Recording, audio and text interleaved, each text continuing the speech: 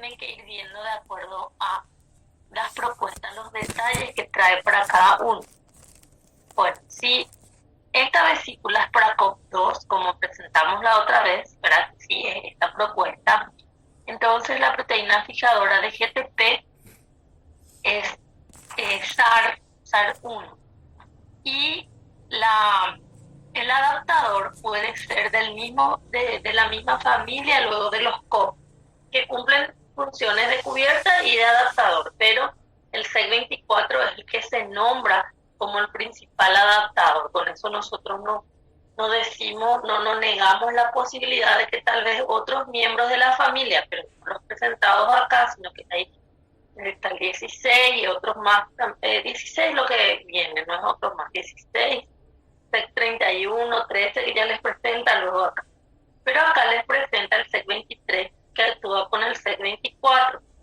Entonces nadie le quita la posibilidad al SEC23 que pudiera ser también un adaptador, pero no se menciona a él porque él no está por sobre la 24 en esa situación. Entonces sí o sí categórico es a la 24 que hay que tenerle muy en cuenta en esta situación de adaptador. Categóricamente lo. Después si la vesícula es COP1, entonces la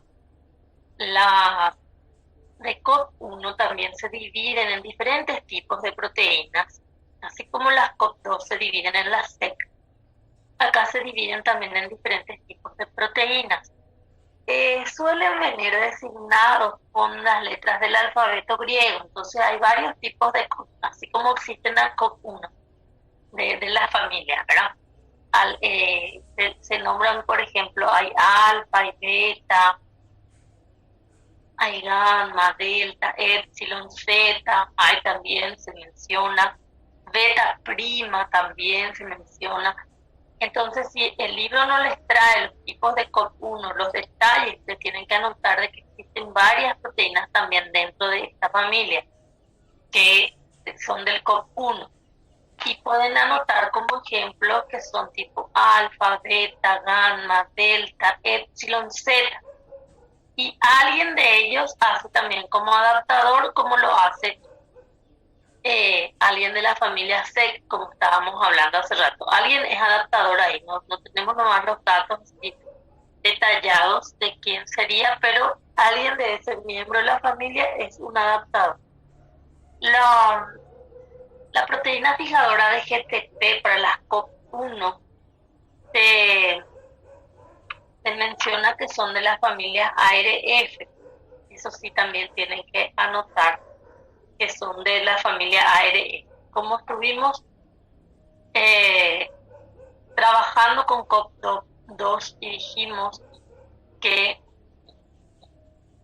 trabaja acá. COP2 entonces se mueve entre el RE y el Golgi, y si la propuesta es de vesículas en el Golgi, se mueve también para adelante como de compartimiento del Golgi. No me salen las palabras, yo pensé. Bueno, entonces COP1 dijimos es el que va a hacer en retroceso, incluso entre los compartimientos del Golgi para atrás se da retornar, el retorno se da entre con las vesículas de COP1. Como muestran aquí ustedes, les muestra como que del Golgi puedo retroceder al RE con COP1. Bueno, entonces por eso los libros les va a decir que COP1 es para residentes del Golgi.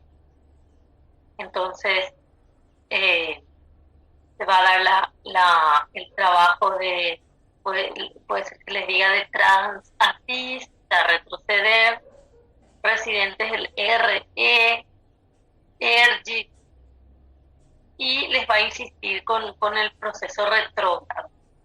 Bueno, entonces ahí las proteínas que se llaman residentes de cada lugar depende algunas características para que se mantengan en ese lugar, ¿verdad? Les va a decir el libro que los residentes tienen, por ejemplo, algunas características que hacen que se queden en determinado lugar. Por eso va a hablarles otra vez de la señal en las proteínas, la señal en las proteínas que ya habíamos mencionado cuando íbamos a empezar el sistema endomembrana. Bueno, entonces les va a comentar un poquito que la retención de proteínas en determinado lugar depende de algunas propiedades físicas, como que sean parte luego de algún complejo, o tengan segmentos transmembranosos cortos, y así les va a ir mencionando. Y también existe una característica de las proteínas que se quedan en determinado lugar, que es la que presentan sus señales. Entonces, existe una característica de señal en donde, por ejemplo, les muestra esta secuencia de aminoácidos, que es el famoso CADEL, que está en el extremo C-terminal de las proteínas que van a ser residentes del retículo endoplásmico. Las que van a ser de membrana presentan otra señal, que es la de KKXX, listina XX, ¿verdad? Entonces se dan esas señales, y por si acaso, entonces fíjense, acá en el RS tienen que quedar las proteínas con señal CAD. Y por si acaso van por error al Golgi, entonces en el Golgi hay receptores para CADEL, entonces se vuelven a empaquetar en vesículas COP1 y se devuelven al R. Entonces se trabaja con eso en relación a al trabajo de las vesículas COP1. Bueno, entonces,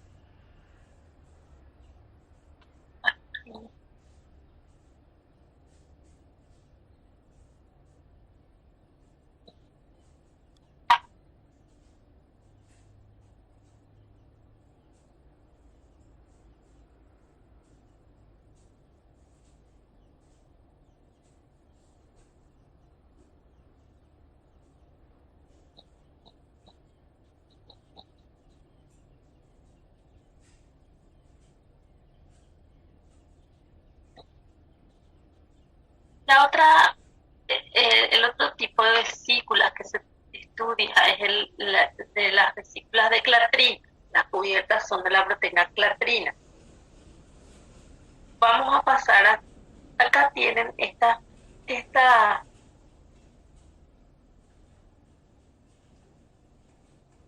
vesículas, se dice que actúan más allá del Golgi, entonces trabajan a partir del trans-Golgi hacia la membrana, el lisosoma, más para ese lado.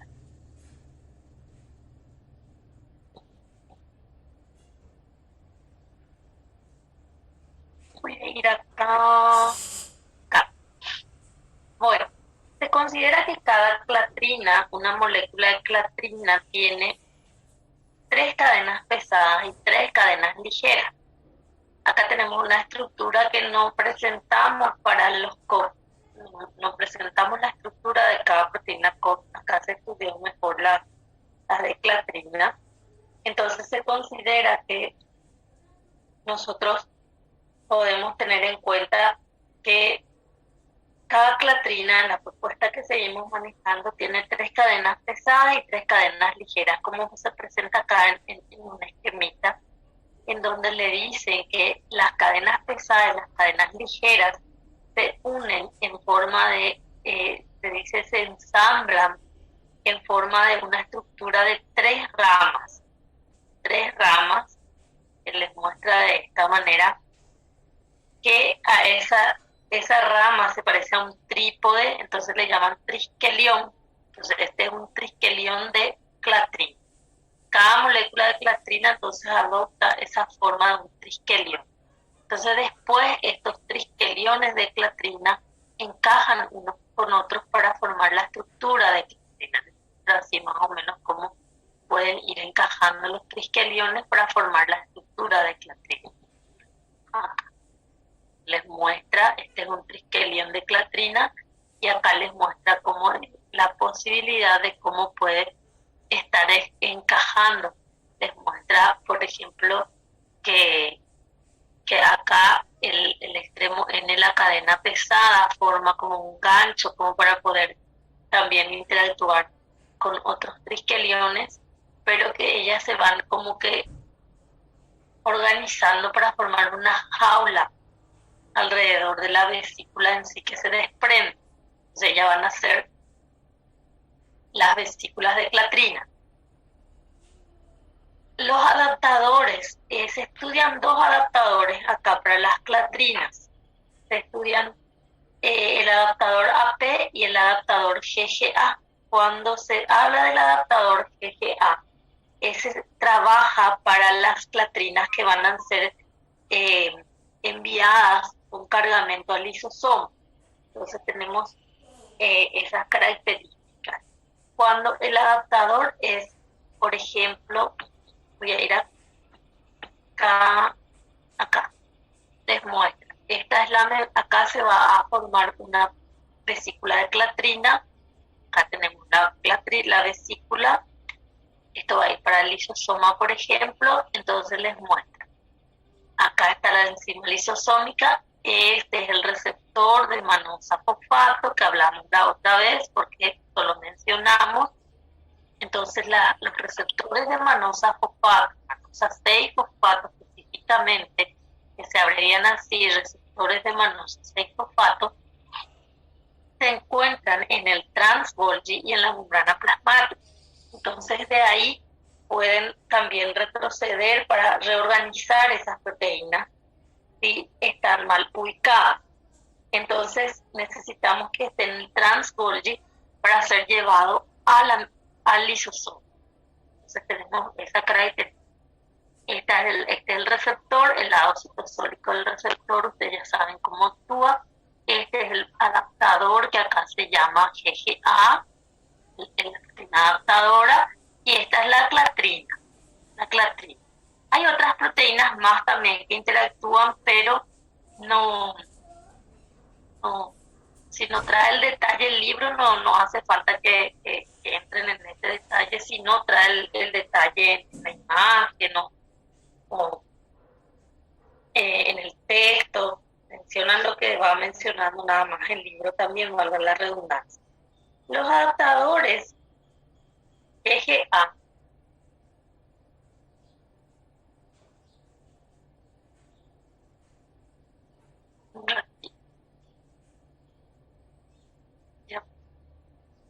los adaptadores GGA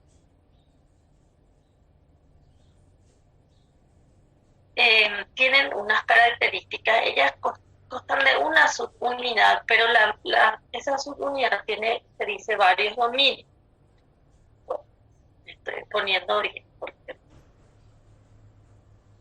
bien mi sábana, como ustedes también, seguramente, porque hace frío.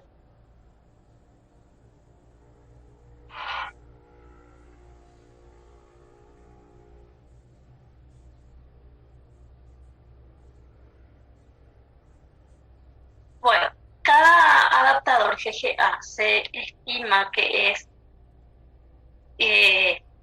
está formado por una subunidad que tiene varios dominios, ¿verdad? Esos dominios son sus partes, por eso les voy a mostrar partes que se unen con la clatrina, estamos viendo con la clatrina, parte que se une con el receptor de mannose-fosfato, y tenemos que tener en cuenta que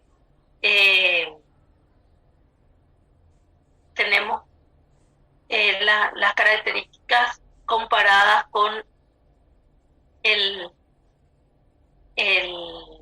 adaptador AP. El adaptador AP, existen varios tipos de adaptadores AP. Se cree que el adaptador GGA es una variación nomás del AP. Algunos libros por eso no hacen la diferencia, pero nuestro libro ya Ya toma que para el lisosoma es un adaptador diferente, lo que no es que hace mucho hincapié en su origen, ¿verdad? Si va a ser o no del tipo AP. Eh, eh, como los AP, existen varios tipos de AP. Existe AP1, 2 y 3. Algunos nombran también que esto es una variación, e incluso para los lisosomas se nombra también los propios AP. Entonces, este acá, algunos dicen que es un tipo nada más otra vez del AP, y otros dicen que este existe, que este está ahí, que eso ya está. Nuestro libro también menciona, pero que además de eso, en algunos casos, no sé si depende de los seres vivos, dónde, células, porque no puedo darle esa explicación, que el adaptador aquí no es precisamente GGA, sino que es también AP1, que rara vez se menciona, y AP tipo 3 lo que más se menciona. O sea que este es el que está apareciendo ya los últimos tiempos, pero de por ahí no aparece ese y aparece algún AP, lo más probable es que sea tipo 3. Algunos que otros lo que le mencionan al tipo 1. Entonces, para nosotros categóricamente existe GGA como adaptador para las vesículas lisosomal, para reclatir. Bueno, entonces, la misma historia se menciona para los adaptadores, que se dan en las membranas, que los adaptadores incluso van a promover la polimerización de las proteínas, por ejemplo, para los trigeliones, para formar la jaula. Eh, ¿Qué más? Y bueno, todo lo que ya hablamos la otra vez de lo que podría implicar la formación de una vesícula que presentamos aquí, está muy parecido. Cambian los nombrecitos, cosas así. El otro adaptador que se presenta en la clatrina, porque le llevé esto acá, porque acá habla con endocitosis. Este adaptador se llama AP, de la familia AP. Existen varios tipos de AP, como tipo 1, 2 y 3, lo que se menciona, ¿verdad? Dentro de los 1, 2 y 3, el tipo 2 es el que mejor se estudia, por eso que acá les aparece adaptador AP2, AP2, porque es el que mejor se estudia. Por eso que se demostró en las proteínas, en las vesículas con clatrina.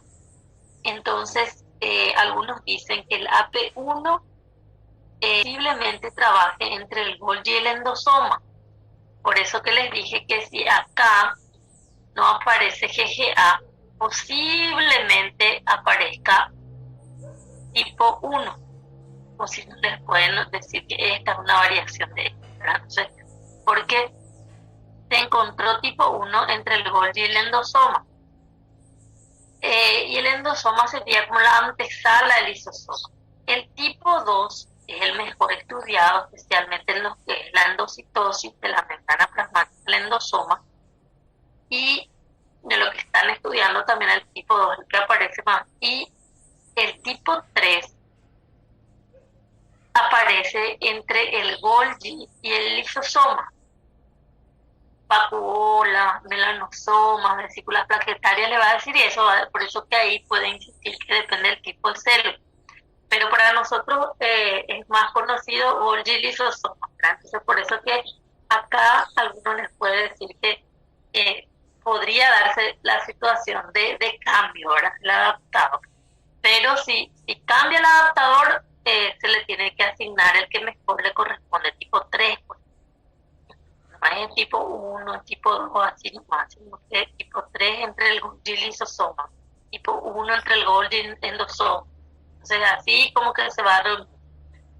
Pero entre ellos, como el mejor estudiado es el tipo 2, entonces aparece acá el tipo 2 en el esquema de trabajo para poder ir conociendo. Entonces, el tipo 2 tiene con distintas funciones, ¿verdad? Se considera que existen 4 subunidades, es lo que se menciona. Entonces, voy a pasar un poquito acá. Fíjense, es una estructura un poco grande, complejo proteico adaptador AP2, que está formado por, no es que el libro siempre le va a decir, es un complejo, es un complejo, es un complejo, no, proteína AP2 le va a decir, y punto.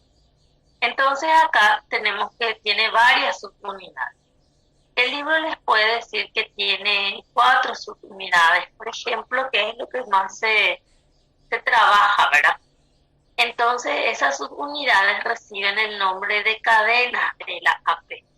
Las cadenas de la AP se dividen en diferentes tipos. Por ejemplo, esta es una cadena de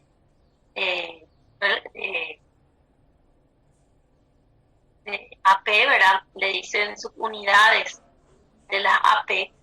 Entonces son cadenas mu, eta, alfa, beta, pero así como mencionamos que existen las SEC y existen también las proteínas POP1 y alguien ahí es realmente el adaptador, así también acá se piensa que como tiene varias subunidades, algunos hacen de adaptadores, este es el adaptador, pero dentro de él se dividen otra vez los trabajos.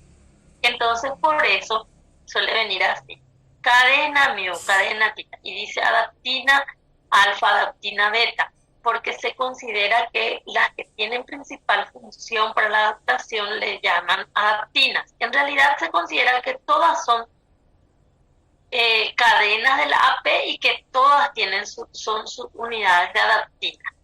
O sea, por ahí ustedes leen algún libro que les dice mu es una adaptina, está bien también porque se considera que son todas de la familia. Entonces, pero depende mucho del enfoque del libro para darle más énfasis al trabajo de algunos, por eso algunos libros consideran designar a algunos nomás otra vez como las adaptinas dentro de toda esa estructura. Por más de que sea todo esto un adaptador, como que el peso del trabajo le va a designar a algunas. En este caso nuestro libro usa esa característica. Si ustedes leen otro lugar y les dice la adaptina mu, la adaptina tita, no, pero en el libro me dice que es una cadena, no es su adaptina. No, se considera también que son, pero no pasan sobre el trabajo de lo que ya se demostró para la alfa y la beta. Entonces, por eso, acá nuestro libro menciona, luego dice adaptina alfa, adaptina beta. Adaptina no es lo mismo que las cadenas del AP2, así mismo como mu, t.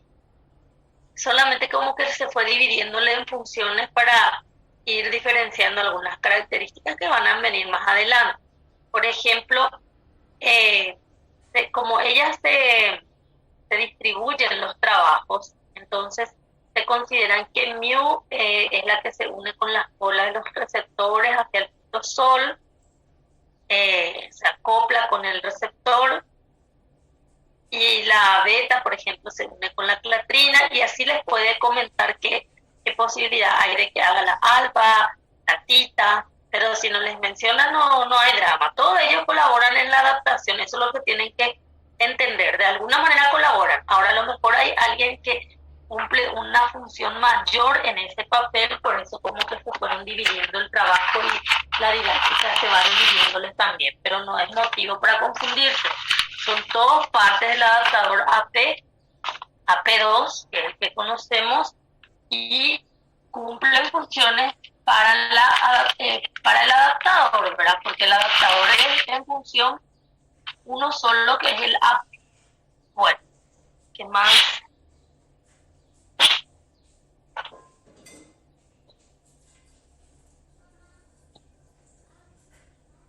Bueno, aquí hay otro detalle que muestra que todavía no les hablé.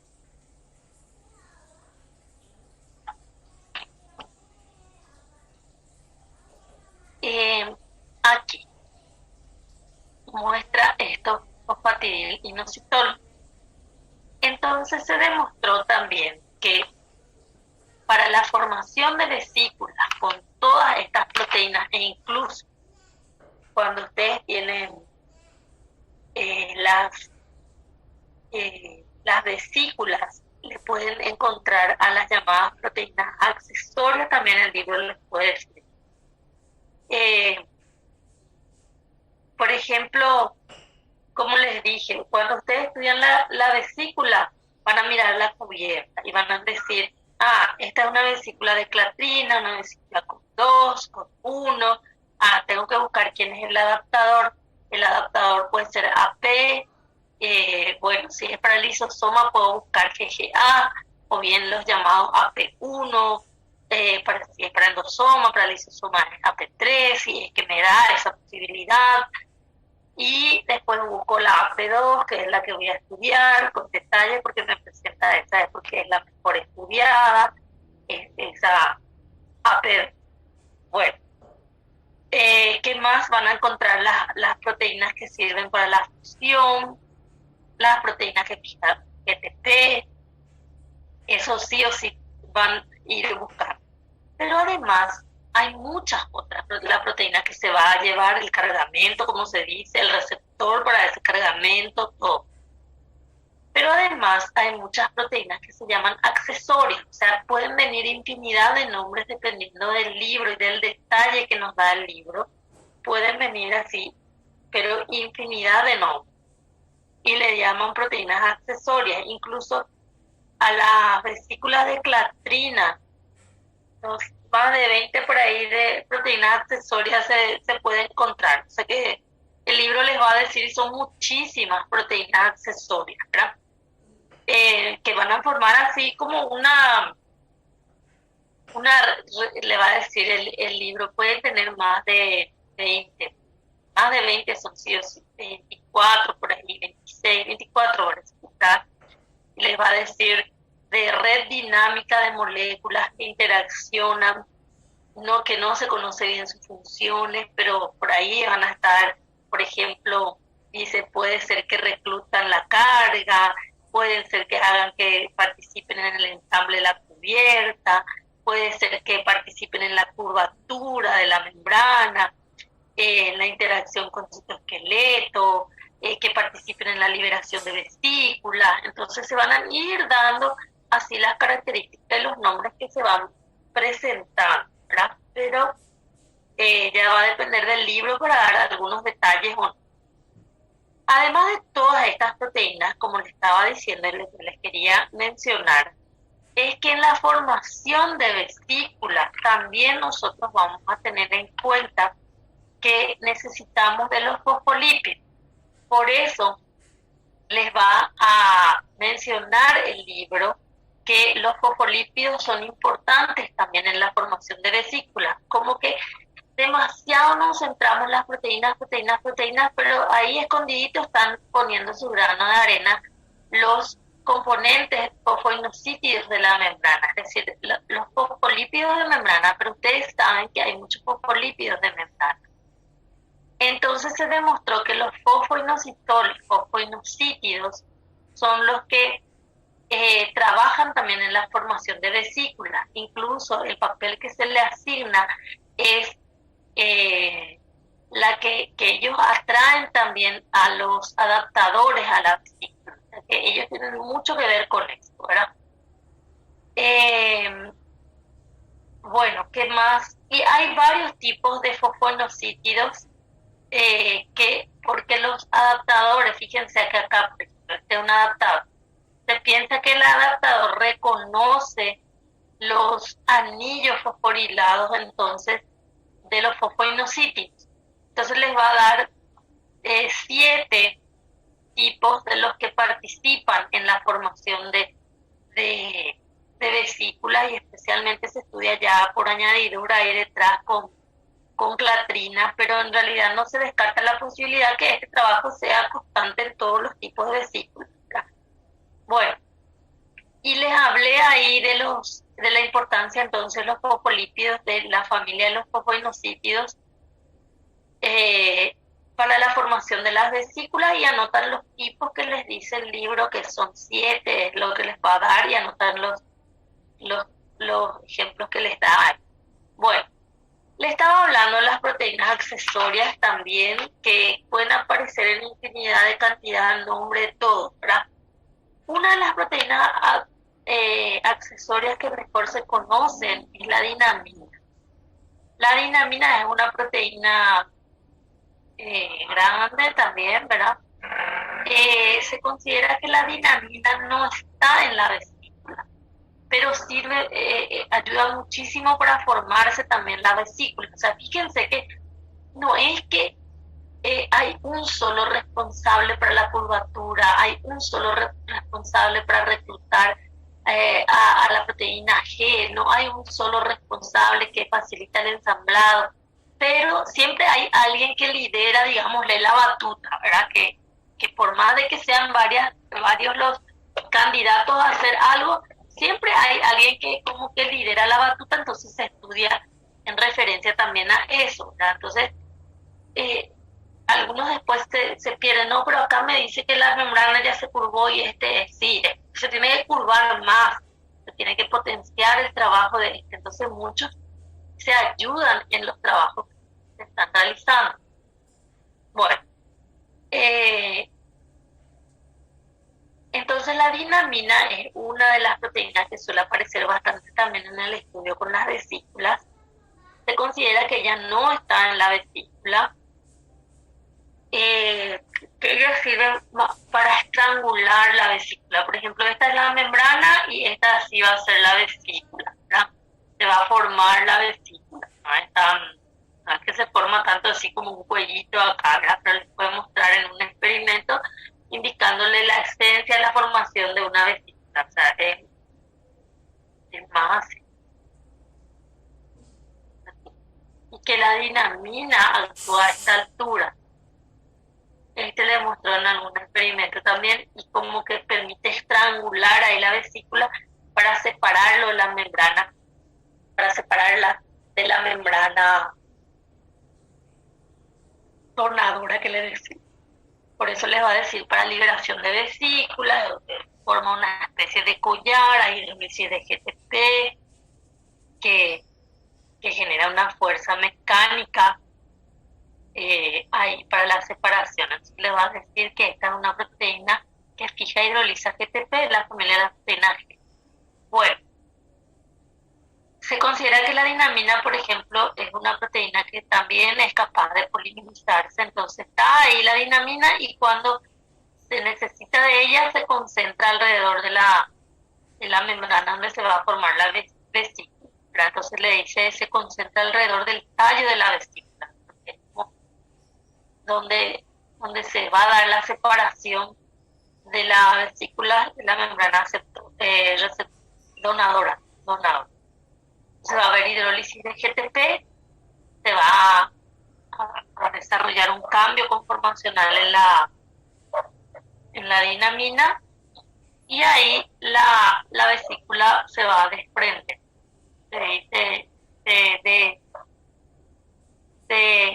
Se fisiona la vesícula. Y bueno, y después se vuelve a desarticular el anillo de dinamina, por eso no es que se considera que, o sea, que esta vesícula ya se desprendió acá. La membrana donadora se quedó ahí y la dinamina se quedó por acá como cerca desensamblada otra vez. O sea que no se va con la vesícula, no está con la vesícula. Bueno, y hay otras proteínas más que aparecen, ¿verdad? Entonces aparecen otros nombres como van a ir viendo, amfipicina, sinatoyamina, son nombres que aparecen que actúan con la dinamina porque pueden servir para reclutar a la dinamina al cuello de la vesícula. O sea que una infinidad de proteínas, una proteína tras otra actúa aquí. Bueno,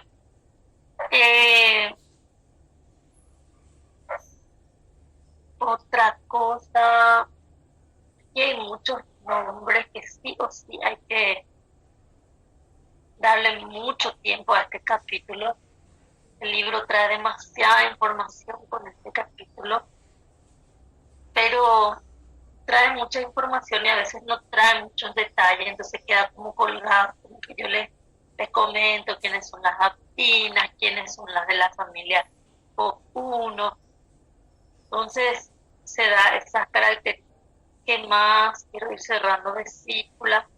Bueno, aparecen también otras proteínas, como les dije, la dinamina, ya les mencioné, les comenté que la medicina,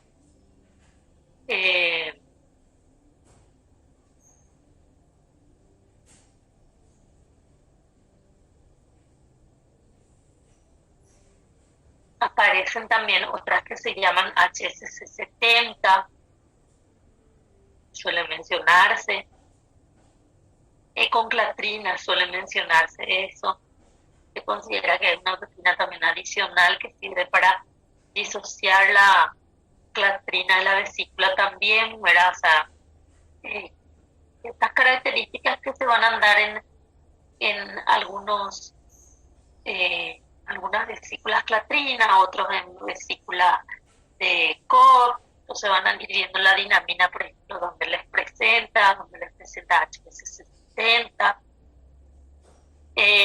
Hay otros, por ejemplo, como la auxilina, actúa con HSC70. Bueno, y ahí la HSC70 es un tipo otra vez de proteína que es de HSP70. Se parecen mucho los nombres. Uno es HSC y el otro es HSP70. Que les dije, anoten que tengo que hablarles de las chaperonas antes de terminar el sistema endomembrano. Todavía no les hablo. Bueno, ¿qué más? Les mencioné nomás y les dije chaperonas y fuimos citando algunas ya. Y así un redondo. ¿Qué más de las vesículas? Bueno, clatrina, que es lo que estábamos hablando, las últimas vesículas que estábamos hablando, pueden tener los triskeliones, muchísimos, algunos dicen más o menos 36 triskeliones por vesícula.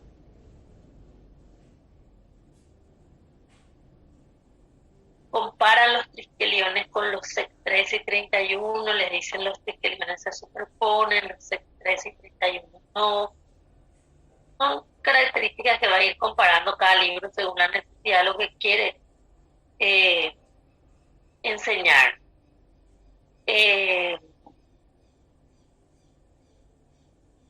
Por ejemplo,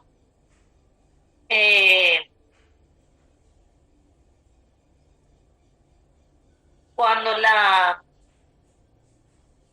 el viaje, digámosle, cuando el viaje va a ser no lisosómica, es decir, cuando hablan de clatrina, mucho les va a presentar mucho en relación al lisosoma, pero cuando, digámosle, es proteína no lisosómica, entonces aparecen del transbordo también, sabemos eso, ¿verdad? Van a ir a la membrana, por ejemplo. Hay mecanismos muy poco conocidos, se estudian mucho para el lisosoma, pero muy poco conocidos los mecanismos cuando no hay lisosómicos, pero se va comparando nada más también en lo que se conoce. Por ejemplo, hay un mecanismo, o sea, algunos consideran que hay varios mecanismos para viajar, digamos, del trans-Golgi más allá, ¿verdad? Entonces, uno de los mecanismos apoyados es el de vesículas y túbulos, también, que es lo que estamos viendo. Entonces, que hay pequeños túbulos también de transporte, pero que no se estudian mucho como las vesículas, que necesitamos de las proteínas motoras y microtúbulos para estos procesos. Bueno, entonces igualmente, aunque no se conozcan bien los mecanismos, el que mejor se conoce es también de un tráfico vesicular más allá del Golgi. Si no es lisosómica, igual se trabaja en vesículas, por eso les muestra estas características acá. El sistema general. Entonces lo que nos dice la propuesta es que si me voy a ir del Golgi, el Trans-Golgi al lisosoma, sí se sabe muy bien que es tráfico vesicular. Si se va a hacer endocitosis, o sea, de la membrana para adentro, se sabe bien también que va a ser la mirada por receptor, va a ser endovesicular. Pero después están estas características de más allá del Golgi, como para irnos a la membrana plasmática, a la matriz celular, es lo que les dice que no se saben muy bien los mecanismos, pero uno de los mejor apoyados es también el tráfico vesicular y tubular, también aparece últimamente, pero el vesicular es el que sigue liderando, ¿verdad?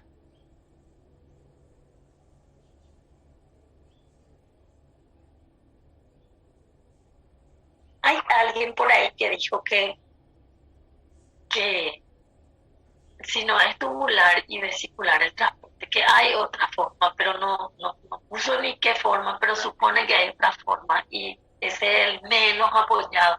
Las de vesícula son las más apoyadas. Por eso muestra acá el tráfico vesicular. Bueno, ¿qué más?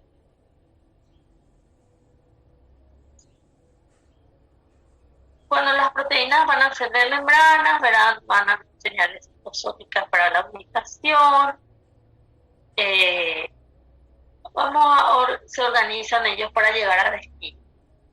Más sobre las vesículas, porque me falta una parte sí importante todavía de vesículas, todavía no cerré. Lo que ha crecido mucho en estos últimos tiempos nuestro contenido es justamente sí lo de el tráfico vesicular, porque antes se conocían las vesículas, más bien clatrina, se decía de clatrina, cósmica, jamás se hablaba de adaptador de proteínas G, de cómo se forman, de todas estas accesorias, sí se nombraba, la dinamina sí ya se nombraba en, en tiempo atrás, ya se hablaba de la dinamina en estos trabajos, pero no, detalles así no tenía, ¿verdad? Eh, Entonces lo de la vesícula creció bastante en el contenido, entonces nos lleva bastante tiempo también desarrollar todo sistema de membrana. Bueno, ahora sigamos con las vesículas. Ya sabemos que las vesículas se van a desprender de una membrana, van a llevar consigo todas esas proteínas que hablamos, o sea que esto es muy complejo, no es simplemente así como una pequeña bolsita que se desprende de una membrana y ya una esferita y se...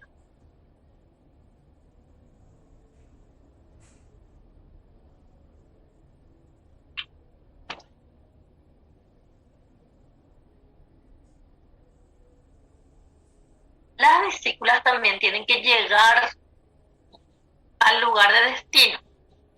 Entonces, para llegar al lugar de destino, bueno, estoy mirando otra vez porque hace que no dije algo. Lo que dije. Bueno, entonces fíjense lo siguiente, cuando nosotros vamos a trabajar con la vesícula, entonces le colocamos muchísimas proteínas con él. Este es un esquema nada más básico para entender que la vesícula se va a ir y se va a dirigir a su membrana blanca, a su membrana blanca. Es decir, la membrana con la cual se va a fijar. Entonces el libro les tiene que decir que la vesícula tiene que saber muy bien dónde va y con quién se va a quedar. Porque imagínense que sale de acá del trans-Golgi. ¿Y cómo sabe que va a ir al lisosoma, que va a ir a la membrana? ¿Cómo sabe? Entonces, la propuesta del libro es estudiar el direccionamiento de las vesículas, un compartimiento en particular, cómo se hace para llevar exactamente al lugar donde tiene que ir. Tienen su micrófono encendido.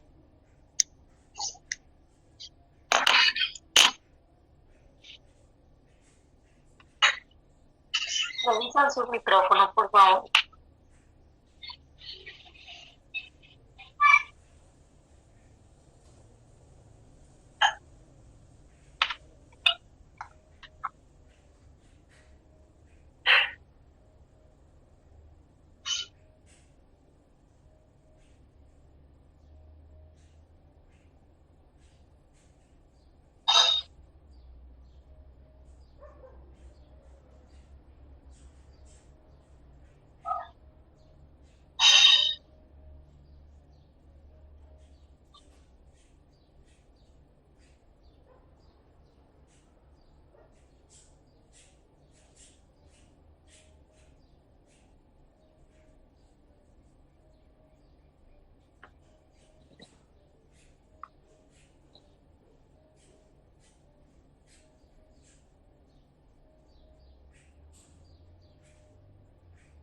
Entonces las vesículas tienen que direccionarse a un compartimento en particular.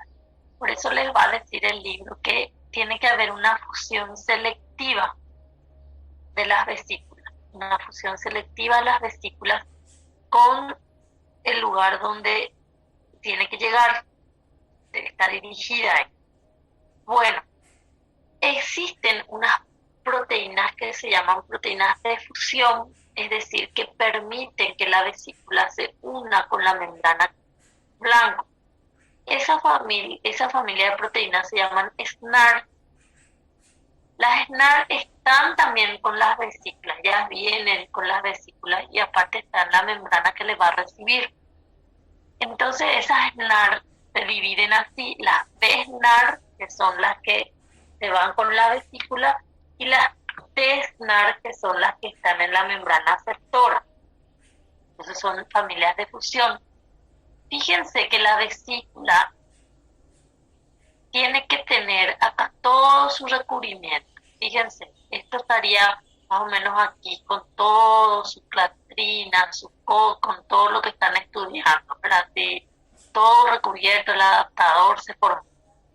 Pero cuando llega a la membrana con la cual se va a fusionar, es decir, ya va a empezar ese proceso de trabajo para fusión, la vesícula se tiene que desprender de su recubrimiento. Por eso les muestra aquí que técnicamente ella está como desnuda, porque ella tiene que desprenderse de su recubrimiento. Entonces, nosotros no podemos, cuando llega ahí falta un centímetro, medio centímetro, no podemos, pero cuando no podemos hablar en esos términos, pero cuando va a realizar el trabajo de fijarse para poder juntarse con la membrana blanco, ella tiene que deshacerse de su cubierta. Por eso acá les muestra el esquema. Más de un lugar van a ver que, por ejemplo, está la vesícula y después acá como que se deshacen las clatrinas y la vesícula queda desnuda como para poder fusionarse con el lisosoma. Entonces el mismo esquema se va trabajando en las diferentes vesículas, pensando que ella ya está sin su recubrimiento, porque ella ya es una vesícula que se va a fijar con la membrana blanco en particular. Le dicen que va a hacer la fusión selectiva. Bueno, y yo estaba usando el término fijar, y el término fijar tiene también otro significado, ¿no? Es como llegar y por decirlo así. Entonces la fusión selectiva, lo que nos dice nuestro libro es: vamos a dividir la fusión selectiva en 4 pasos. ¿Qué quiere decir fusión selectiva? Llevar la vesícula al lugar donde tenga que ir y le tiene que recibir el fulano que tiene que recibir. Si es el Golgi, si es el Golgi, si es el lisosoma, si es la membrana, si es otro compartimiento del Golgi, si del Golgi está retrocediendo al RE, pero alguien le tiene que recibir, ¿no? Entonces se divide en 4 etapas didácticas. Esto no es que sí o sí vienen así en todos los libros, no es que sí, algunos libros describen lo que pasa de corrido, no es que divide en etapas. Nuestro libro divide en etapas, divide en 4 partes. Dice, bueno, y cuenta desde que se va la vesícula, desde donde salió hasta donde va a fusionarse selectivamente con alguien. Entonces dice, la primera etapa va a ser el movimiento de la vesícula. El movimiento de la vesícula entonces va a depender de los microtúbulos, las proteínas motoras. Ella va a viajar desde donde tuvo origen hasta donde va a fusionarse con alguien. Él divide en pasos didácticos. No es que sí o sí esto está establecido que la biología va a enseñar todo el tiempo así, sino que depende de cada libro, divide en sus pasos didácticos. Entonces a esa primera parte le llama el movimiento. Entonces para nuestro libro, llevar la vesícula desde donde se originó hasta donde va a tener el acoplo, la fusión con la membrana blanco, dividió en lo que se llama movimiento, fijación, acoplamiento y fusión. Entonces, fíjense que decimos fusión selectiva. Y eso es para fijarse, para acoplarse. Yo le estoy dando esos términos, pero esos términos son términos así generales que se usan, no sin hablar de las etapas. Yo puedo usar esos términos sin estar refiriéndome precisamente a las etapas. Ahora sí, cuando yo me voy didácticamente a las etapas que presenta mi libro, sí tengo que darle qué es lo que es un movimiento, qué es una asociación, qué es un acoplamiento y qué es una fusión para la didáctica de ese libro, porque él ya está tocando eso. Entonces el movimiento, que es el paso 1 que él dice, es el llevar la vesícula hasta la membrana aceptor. En la parte 2, que él le va a llamar de fijación, nosotros vamos a tener el hecho de que ella se acerca, digámosle, al compartimiento blanco. Para eso van a estar las proteínas fijadoras, es decir, como que la proteína, la membrana blanca, como que la atrae, ¿verdad? Entonces, de tipo, vamos a suponer que sea acá el Golgi, acá el Golgi y acá el R. Y sale la vesícula de aquí y va por los microtúbulos, a eso le dicen movimiento. Este es el C-Golgi y acá está el medial. Entonces llega a la vesícula y como que por error llega acá al medial. Entonces está establecido que este medial no va a tener la posibilidad de recibirle. Entonces es como que, opa, me equivoqué y tengo que volver a la membrana que es la adecuada. Entonces para eso existen las proteínas de fijación. ¿Y cómo que se dan cuenta que no le puede recibir ni nada? Porque están las proteínas adecuadas para hacerlo. Entonces le llaman proteína fijadora. Es como que va a llegar acá y va a decir, esta es la membrana a la que yo me tengo que acoplar.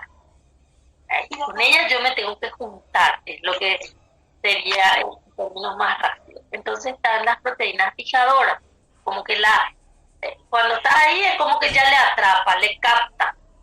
Entonces están las fibrosas cilíndricas que forman puentes con la vesícula. Entonces como que la vesícula está acá y es como que ese compartimiento ya le atrae, ya le atrapa, por decir, sería como que tiene unos brazos y le atrapa. No tengo que permitir que ustedes reciban su micrófono, ¿verdad? Pero igual no más en silencio.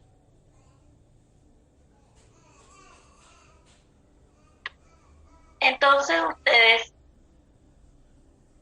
tienen que tener en cuenta cómo las proteínas fijadoras trabajan, como que atrapan a la vesícula en ese momento, pero todavía no es que las membranas se juntan, las membranas tienen que funcionar, o sea, se tienen que juntar y ser una sola. Acá es como que la captan nomás. Entonces están las que forman puentes, les va a dar los nombrecitos, te van a anotar lo que les da el libro, ¿verdad? Las Golginas, A1, entonces se interaccionan con la vesícula. Se piensa que la vesícula ya se desnuda, obviamente, ¿verdad? Y después están algunos que forman complejos. Él les va a mostrar complejos multiproteicos, ¿verdad? Les va a dar los nombres, esos son los que más vienen en las literaturas, ¿verdad? Les va a decir, por ejemplo, que las Golginas actúan en la periferia interior del complejo de Golgi. ¿Dónde está cada uno? Les puede decir, ¿verdad? Son como tentáculos, les dije, que sirven para atrapar a la vesícula. O sea que está pasando por acá unas cuantas vesículas, opa, yo las voy a atrapar porque son para mí compartimentos. Tiene mucho que ver en eso.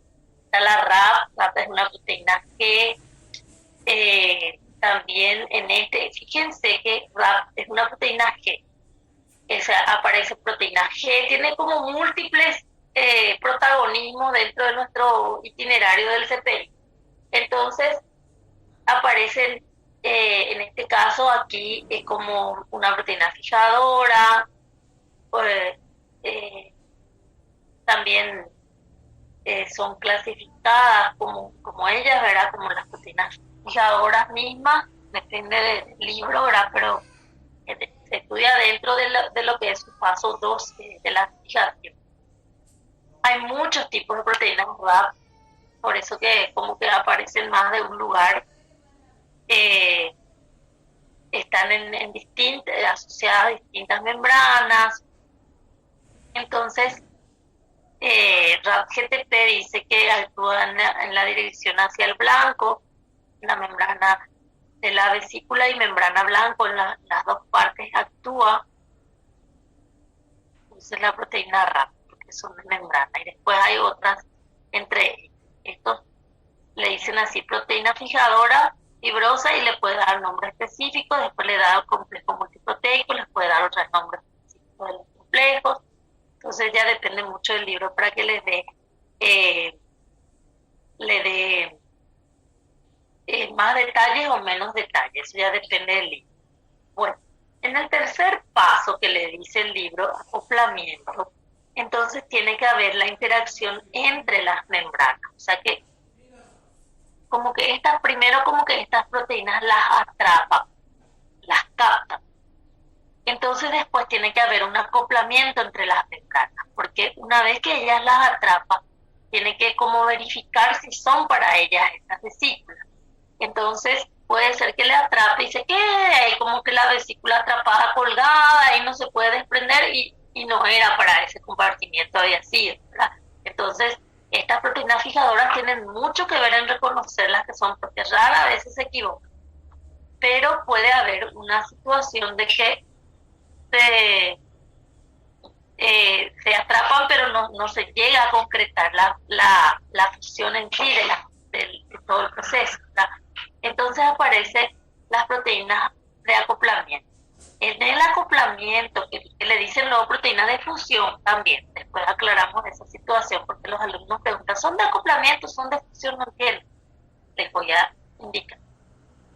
En el tercer paso, que ellos le llaman acoplamiento, aparece ya la interacción entre las membranas. Para eso ya aparece la función de la SNAR, que ya están luego ahí. Muchas veces no se le dibuja nomás porque son demasiadas proteínas ya, y tipo, ¿para qué le vamos a colocar ahora si todavía no vamos a hablar de ella y va a confundir de más? Entonces aparecen las familias SNAR.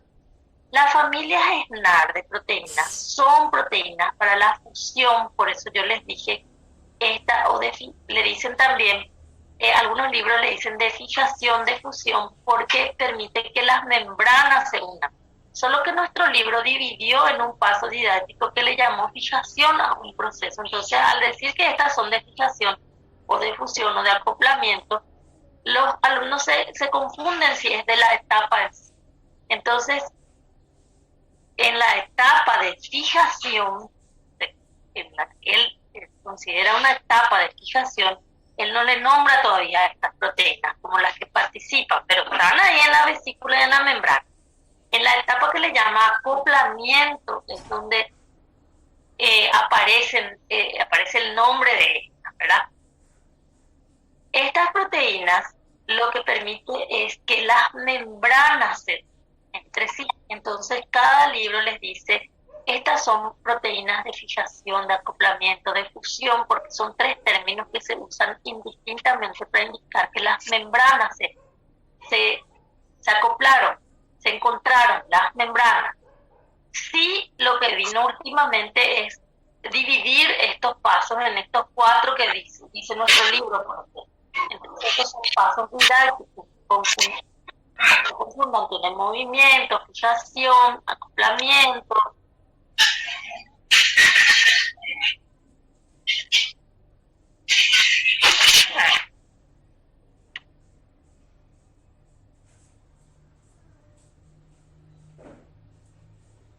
Entonces ahí tienen ya la interacción misma entre las membranas.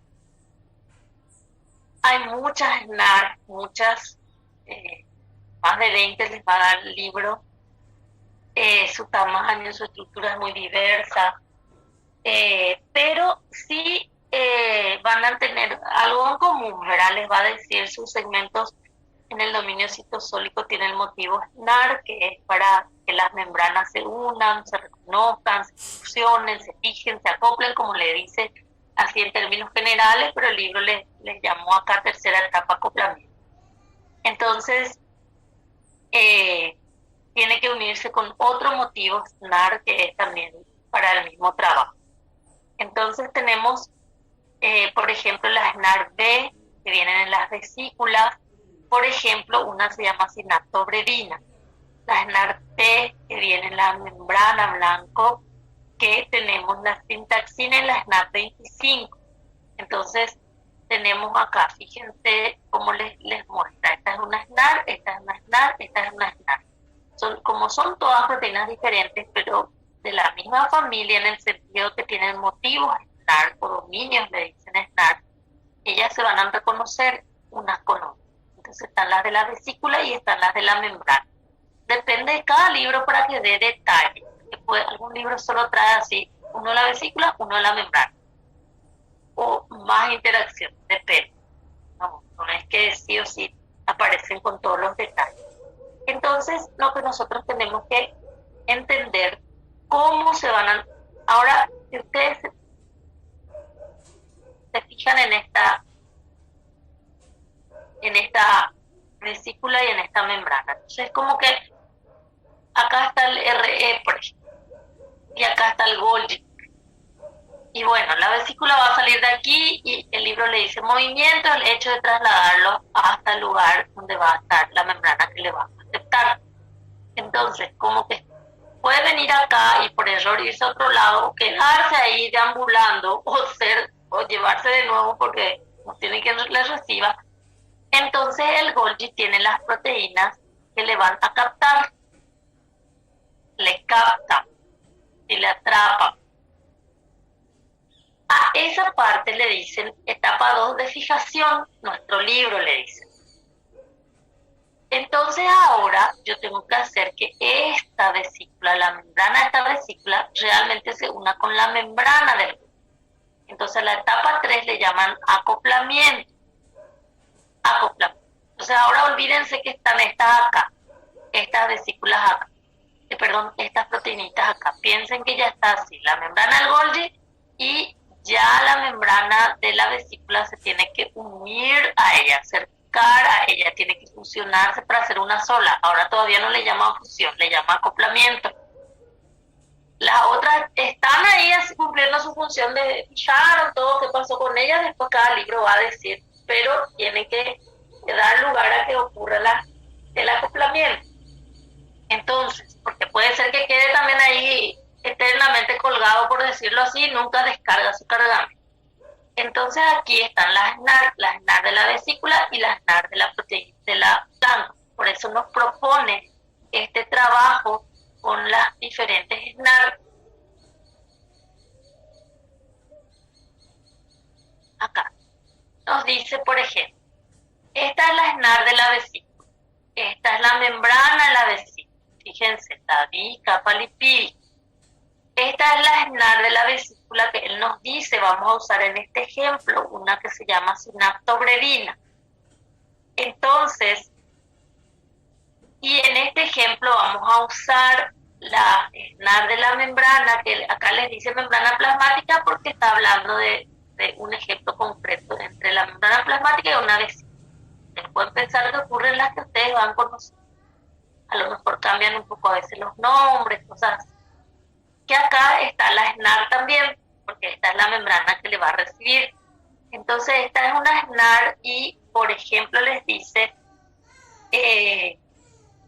la SNAR T, porque son de la familia T, le dice esto puede ser sintaxina, puede ser SNAP 25, y pueden actuar los dos puntos, que en este ejemplo muestra que actúan los dos puntos. Entonces la SNAP 25 considera que es una proteína anclada a lípidos. Entonces vamos a tener en cuenta lo siguiente. Acá se forma, fíjense cómo están estas acá. Esta característica y esta característica. Y acá está la BSNAR. Y fíjense que acá como que ellas forman entre sí eh, unas hélices. Le dice, forman 4 hélices. Esas 4 hélices son uno de la sintaxina, una SNART-T, una es de la sinaptobredina, que es de la SNART-B, y 2 son de las SNART-25. Entonces forman esas hélices.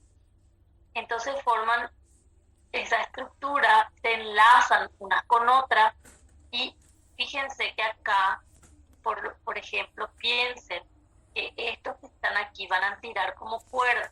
Hagan entonces la fuerza para este lado y hagan la fuerza para este lado. O sea, agarren esto como unas cuerdas y tiren hacia estos lados. Entonces esto se va a ir abriendo, esta membrana se va a ir como abriendo. Por eso muestra que como que va deshaciendo la membrana. Por eso les va a mostrar que, y con esto es con la membrana plasmática también, le va a recibir. Entonces forman así, es como si fuese que están así. Esta es la membrana que le va a recibir, que en nuestro ejemplo es la membrana plasmática. Y esta es la vesícula, así, se acoplan. Entonces va a llegar un momento que esta va a ser la membrana, ella como que va a estar un poco separadita, porque este hecho de estirar, como estirar las cuerdas, le va a permitir abrirse, y la vesícula va a quedar también aquí, que se va a abrir y se van a quedar de esta manera. O sea, ellas están acopladas y la vesícula puede descargar su contenido acá, porque de nada sirve que estén así y ella no puede hacer pasar su contenido a través de la membrana, porque no es como el oxígeno ni nada que va a pasar nomás por difusión simple ni nada, tiene que abrirse la estructura como para descargar su cargamento. Por eso que en esta parte muestra que ellos como abren sus partes, y acá muestra como si fuese que son una sola. Por eso que esta parte aquí es y esta parte es. Entonces se volvieron una sola estructura. Por eso les va a decir que después, en la etapa 4 que él le dice, él le llama fusión propiamente dicha, fusión.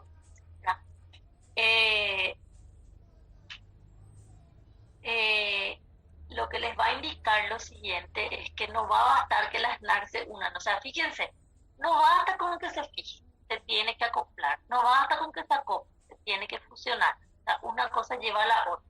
Entonces, la esencia en sí, el punto 4 de nuestro libro dice, se fusiona. No basta con que la SNAR se fije nada más y ocurra todo este proceso. Va a aumentar los niveles de calcio, una proteína que se llama NSF, va a torcer y separar las NAR de 4 cadenas. Entonces vamos a tener esas características. Es como que ella tiene que estirarse, como les dije, se va a usar ATP. Entonces la NSF es la que va a permitir que eso se vaya como estirando. Entonces ahí se forma esto que él le dice el poro de fusión, que es ya en la etapa 4 y descarga. O sea, yo ya les resumí todo viniendo desde la 3.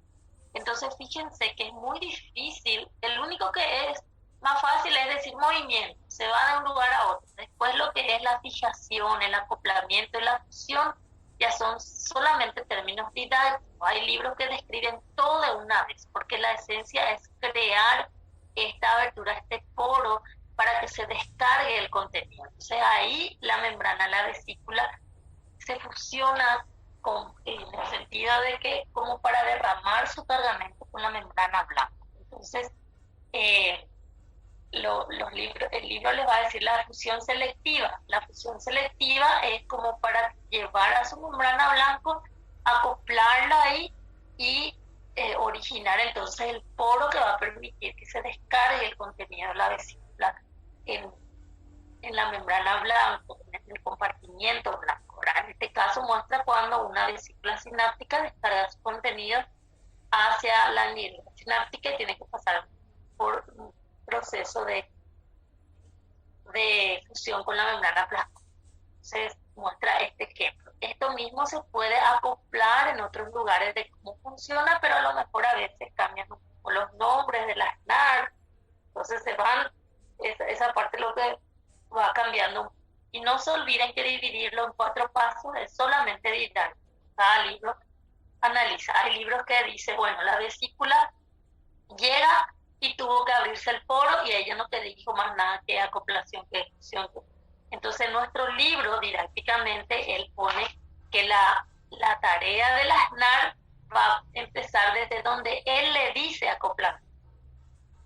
Y después la fusión, sí o sí tienen que ver las NAR todavía ayudadas con la NSE. Entonces es como para descargar ya el contenido. Entonces cuando ya se forma el poro de fusión, se va analizando dónde actúa, porque algunos dicen, en el 4 ya no actúan las NAR. Claro que siguen actuando, porque tenemos que torcerlas para que puedan entonces tirarse. Lo que nos hizo en la parte previa, que en el 3, es ayudarnos ya a acoplar la vesícula con la membrana de la vesícula con la membrana blanco para que se pueda llevar a cabo la esencia en sí de descargar el contenido de esa vesícula. Bueno, entonces tenemos estas características con respecto a las vesículas, de cómo funcionan las vesículas. Entonces tenemos estas situaciones. ¿Qué más? Creo que ya estamos definitivamente terminando vesículas. Ya les hablé de los fosfoinositoles en la formación de vesículas. Les dije, voy a fijarme un poco porque... y que esos fosfoinositoles participan en la formación de vesículas, pero ellos se concentran así en distintos lugares de la membrana, ¿verdad? O sea que no es que están distribuidos sí o sí, digámosle, por todos lados, sino que en ciertas partes están bien distribuidos. O sea, hay en la membrana, pero como que se agrupan ellos en ciertos lugares, entonces ese señal de que ahí hay posibilidad de formar vesículas. Por eso que van a tener en cuenta que en la membrana plasmática, en la cara citosólica, aumenta la presencia de fosfoinositoles, porque van a traer las proteínas importantes para la formación de vesículas, especialmente en el ejemplo de endocitosis. Por ejemplo, la dinamina, la AP2 se van a traer a él. Bueno, ¿qué más?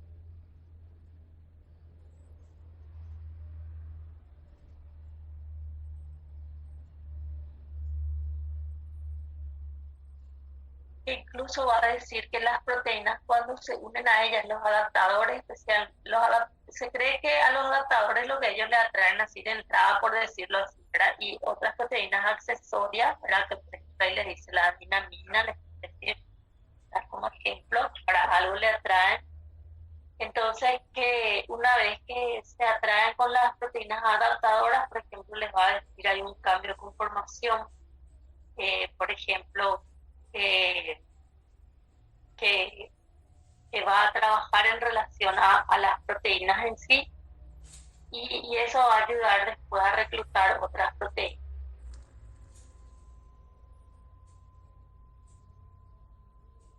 Que estos fosfoinosítidos también les va a decir, se forman y se destruyen rapidísimo, cambian constantemente. Les va a dar los tipos que participan para traer el adaptador. Por ejemplo, los 7 tipos que les va a decir. Hay uno que aparece constantemente como ejemplo, pero es ejemplo de la familia que participan ahí, que es el PIP2, el PI45, porque hay 3,4, 3,5, esos son PIP2, 3,4, 3,5, 4,5, pero el 4,5 es el ejemplo que mostramos. Y después están los PIP3. Bueno, y PIP también es. ¿Qué más? Entonces, también el libro les va a decir dónde participan. Eso tienen que anotar. Por ejemplo, si les dice PIP, en la posición 3 están los endosomas tempranos y tardíos, eh, en los que se forman en los endosomas tardíos las vesículas intraluminales. Eso tienen que anotar también. PIP, fosforilado en la posición 4, en el Golgi, gránulos secretores, vesículas sinápticas, y el 3,5 en la membrana limitante del endosoma tardío, y después aparece que les da acá en la lisosoma. O sea, tienen que anotar el lugar donde les dice que actúan, si es que presentan esos ejemplos en libro. Bueno, ¿qué más? Aquí hay todavía unas cuantas cosas que decir. Tenemos que pasar a otras partes todavía del sistema endomembranas, en donde tenemos que hablar. Acá les mencioné los fosfoinosítidos, pero ya va a venir otra vez así mencionado. Les puede hablar de lo que son en relación a la vía de la endocitosis, por ejemplo, que vamos a entrar enseguida. Bueno. Y bueno, creo que les dije todo sobre los fosfoinosítidos, sobre las vesículas, porque ahora vamos a entrar en endocitosis. Y ahí seguro voy a mirar, seguro me va a venir algo otra vez, si no les menciono. Bueno, ¿qué vamos a hacer ahora? Ahora vamos a descansar ya un rato, porque vamos a cambiar después a endocitosis. Ahora vamos a adelantar nuestro receso. Vamos a venir en torno a las 9:20, porque vamos a terminar hoy sistema endomembrana y terminamos temprano y hasta acá vamos a llegar. Nos retiramos, le iba a decir pensando que estábamos presencial, nos retiramos de la reunión. Pero vamos a terminar nomás hoy sistema endomembrana, no vamos a empezar otro capítulo nuevo que va a ser mitocondrias. Recién vamos a empezar la próxima semana, porque nuestra cabeza está toda bombada del sistema endomembrana. Bueno, vamos a descansar, venimos en torno a las 9:20, por ahí ya me van a ver